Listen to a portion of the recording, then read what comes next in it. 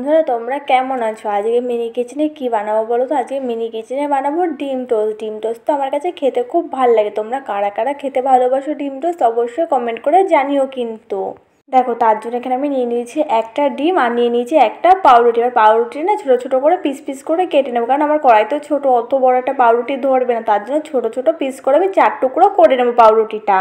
ডিম টোস্টটা আগে বেশি খাওয়া হতো যখন স্কুলে যেতাম, এখন আর অতটা খাওয়া হয় না, তো মাঝে মধ্যে খেতে ইচ্ছা করলে তখন খাওয়া হয়। দেখো পাউরুটিটা কিন্তু ছোটো ছোটো চৌকো চৌকো করে 4 পিস করে নিয়েছি। এখন কিন্তু এটা রান্না মানে ডিম টোস্টটা বানাতে আমার সুবিধা হবে।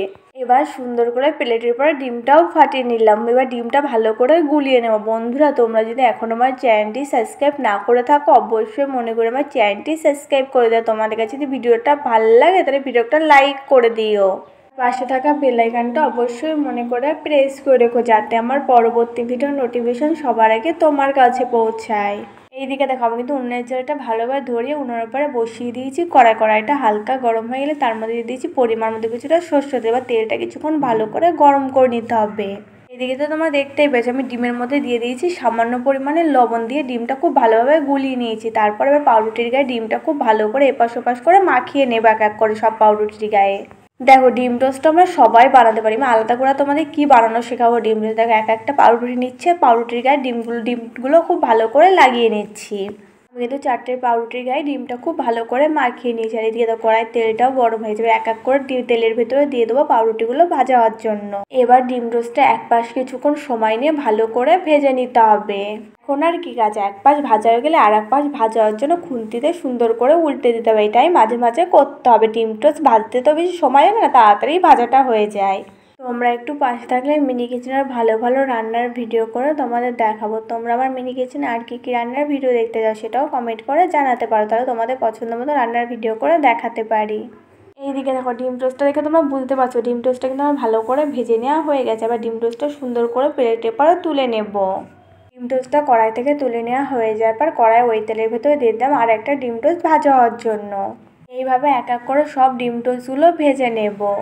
আমাদের কাছে আজকে মিনি কিচেনে ডিম টোস্ট বানানোটা কেমন লেগেছে সেটাও কিন্তু কমেন্ট করে আমায় জানাতে ভুলো না।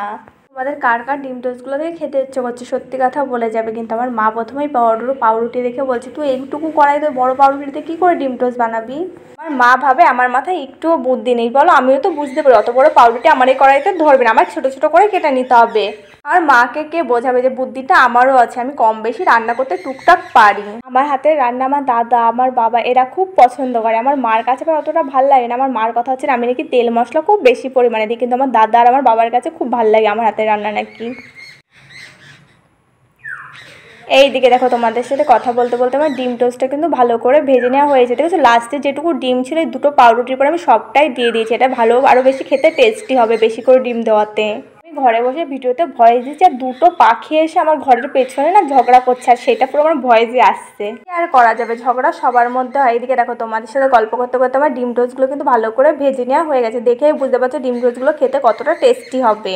আর ডিম টোস্ট দুটো সুন্দর করে প্লেটে তুলে নেব। তোমরা কারা কারা ডিম টোস্ট খেতে চাও চলে আসতে পারো। ভিডিওটা ভালো লাগলে একটা লাইক করে দেওয়ার মনে করে চ্যানেলটা সাবস্ক্রাইব করে দেবে। এবার ডিম টোস্টের উপর দিয়ে সস দিয়ে একটু সুন্দর করে দিয়ে দেবো। দেখেছো ডিম টোস্টগুলোর উপর দিয়ে সস দেওয়ার পর আর ডিম টোস্টগুলো দেখতে কত সুন্দর লাগছে না। এবার আমি খাওয়া শুরু করলাম। আমি এদিকে ডিম টোস্টটা খেতে দেখি তোমাদের কাছে ভিডিওটা ভালো লাগলে কী করতে হবে তো জানোই তোমরা। আর আজকে তাহলে আসি, দেখা হচ্ছে পরের ভিডিওতে। তোমরা সবাই ভালো থাকো সুস্থ থাকো।